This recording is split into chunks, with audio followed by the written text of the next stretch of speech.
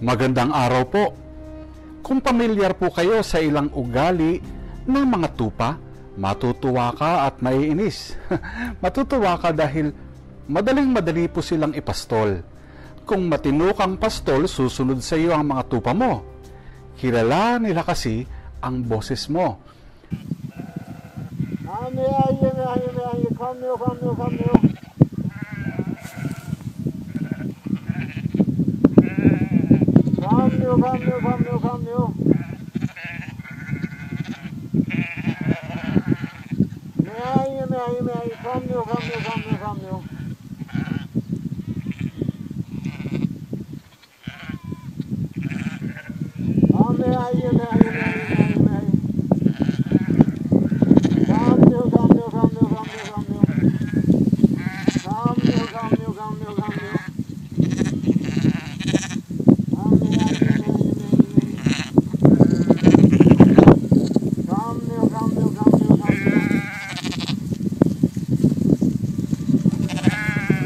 Madali ding i-pattern ang kanilang behavior. Sabi halimbawa ng isang pastol, kung papasok na daw sila sa kulungan at maglalagay ka ng patpat sa pintuan, tatalunin nila ito. Kapag inalis mo na ang patpat na yan, lahat ng mga kasunod na tupa magsisitalon pa rin daw kahit wala na yung patpat, ha? Kasi gumagaya lang sila sa mga nauna. Nakakatuwa yan, pero ayan din ang nakakainis sa kanila. Noong July 2005, naibalita ng Associated Press ang isang trahedya sa Turkey. Nagulat ang mga Turkish shepherds nang isa sa kanilang tupa ay biglang tumalon sa bangin. Lalo naman silang nagulat nang walang ano-ano ay sumunod sa pagtalon sa bangin ang iba pa nilang mga tupa. Pambira! Masamang balita yan. Kinalaunan, 450 na sheep ang namatay.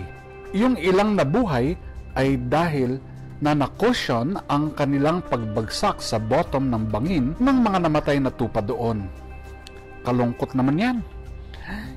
Itong pagsunod blindly sa isang leader to jump off a cliff has definitely some obvious applications sa ating religious issues throughout history, about many leaders who claim to have a mission from God, yet mga false leaders or prophets naman who bring the unsuspecting followers off to a spiritual cliff. Mayroong ilang characteristics ang destructive religious movements na sinisimulan ng false shepherds. Magandang maging aware tayo para alam natin ang anyo ng mga pinapasok natin o ng mga mahal natin sa buhay. Una ay mind control. Ikalawa, merong charismatic leadership yan usually. Ikatlo, may deception. Ikaapat, exclusivity. Ikalima, alienation. Ikaanim, exploitation. At ang huling karakteristik ay meron pong totalitarian worldview ang mga religious movements na ito that are dangerous and destructive. Yung mga characteristics na yan presume that mainstream religions tulad ng Christianity generally do not exhibit these dangerous characteristics. But, ang tanong, don't they also exist sa major religions? Halimbawa, dangerous destructive religious movements use mandated hunger. That is, no food rule. Hindi tulad ng Catholic fasting ito, pero meron silang ganyan mga rules, walang pagkain to break down the resistance of members. So does Judaism also, Ang Judaism mandates ta'anit. Ito pong ta'anit, ito yung fast in Judaism in which one abstains from all food and drink, including water. Hindi naman ganyan sa Catholic Church, di ba? Ang mga dangerous movements also isolate members para sa indoctrination sessions. Pero ang tanong, hindi ba ang Catholicism at ang Christian traditions also hold closed-door retreats as well? Even for as long as 30 days. Merong ang 30-day retreat, di ba? Members of dangerous movements practice exclusivity and isolation. That's what Catholic monks do, di ba? And some lay people as well. Cults get money from their followers for finances. Catholic churches also do as well, as televangelists and practically all sects and denominations of mainstream religions. Cults use mind control. But this is precisely the means in varying modes of all religions in order to arrive at metanoia or to change their followers' way of life. So, ano po ang pagkakaiba natin sa mga dangerous movements na ito? Ito po, itong mga dangerous movements ay merong pinatutupad na Orwellian doublethink o neologism. Ano pong ibig sabihin ng doublethink? Ang mga dangerous movements po, pinag-iisa nila ang authority at kapangyarihan or power over its membership, not by providing a coherent theological system, but by providing the exact opposite po nito, ang unstable theology. And this comes about by controlling its religious language. How? Through ambiguity, kalabuan, definitional reversals, mga kabaliktaran, at deliberate imprecisions. Ang method na ito, ang tawag ng experts ay Orwellian doublethink. Ito ay method ng paggamit ng lengguwahe as a means of control. Well, ang tawag ko dito para madaling maintindihan ay neologism. Ito po ay ang pagbibigay ng mga bagong pakahulugan sa mga lumang terminolohiya. Halimbawa, may tanyag na pastor, kilala nyo po ito na nagke-claim na siya daw ang appointed Son of God. Naniniwala siya kasi na siya ay equal to Jesus, as He is the begotten Son and the Son of God, in the theological sense of Jesus' eternal sonship. Okay, hindi nga physically dangerous sa mga movements na ito, pero doctrinally, they are very dangerous. Pero ano meron sila na wala ang Catholic Church? Bakit sila naging dangerous? Kasi ito, extremism. Kasama dito ang term sa extremism, ang exclusivism. Para kasi sa kanila, yung ibang churches ay Satan-led churches. The more explicit the teachings, the more dangerous the cult becomes. Halimbawa, palaging target nila ang Catholic Church. Bakit? Kasi it is the largest potential source of converts.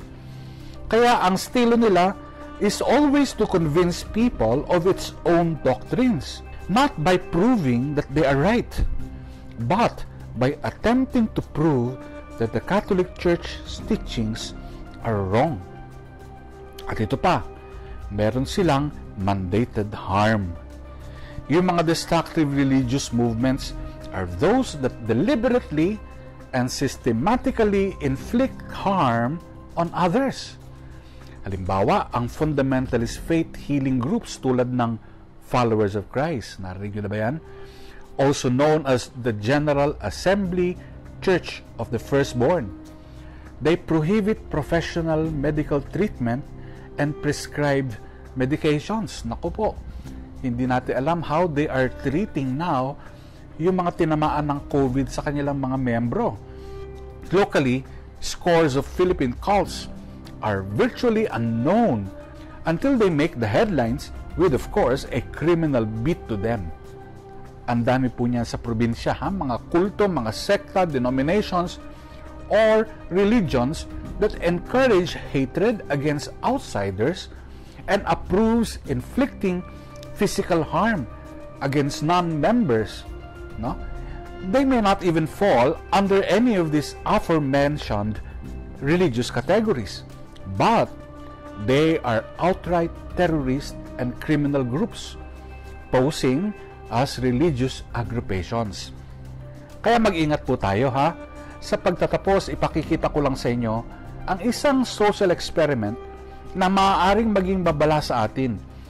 Kasi pwedeng maging influence ang mga kaibigan o kasama sa pagsapi sa kung ano-anong makabagong religious movements na sa unay akala natin tinig ng mabuting pastol ang sinusunod. Yun pala ay sariling tinig lang ng puso nila.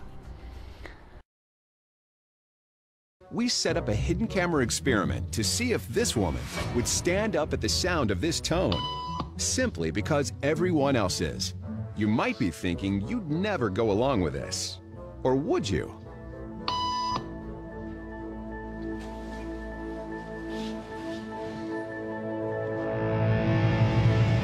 After just 3 beeps, and without knowing why she's doing it, this woman is now conforming perfectly to the group. But what happens if we take the group away? Elaine, please.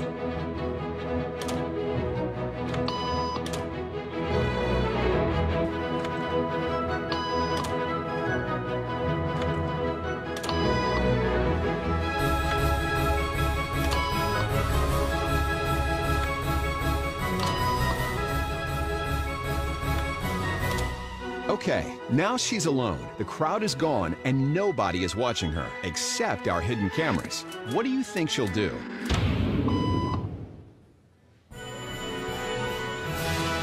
She's now conforming to the rules of the group without them even being there. Now, watch what happens when we introduce another outsider who doesn't know the rules. For a noon appointment. Have a seat, and they'll be out in just a couple minutes. Great, thanks so much.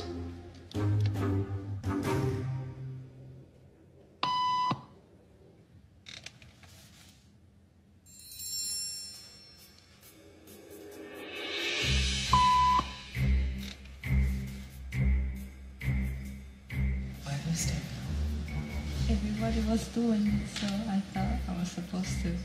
Think she'll teach the new guy what to do?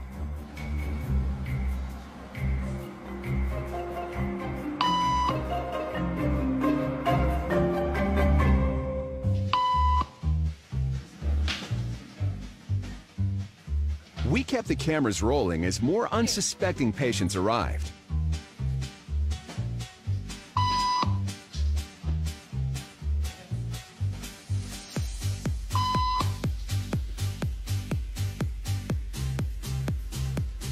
And slowly but surely,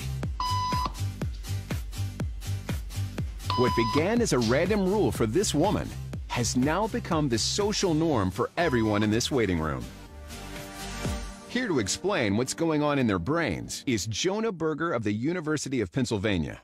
This sort of internalized form of herd behavior is part of what we call social learning. Starting at a very early age, when we see members of our group perform a task, our brains literally reward us for following in their footsteps. When I saw everybody stand up, I felt like I needed to join them. Otherwise, I'm like excluded. Once I decided to go with it, then I felt much more comfortable. Conformity is how we become socialized, but it can also cause us to develop bad habits or repeat past wrongs. And it's why even this rebel, who wasn't standing for any of this nonsense, eventually joined the ranks. And the only thing more shocking than seeing how easily conformity affects the way you act is that similar forces are subconsciously shaping the way you think. Bantayan nawa tayo ng mabuting pastol. Amen.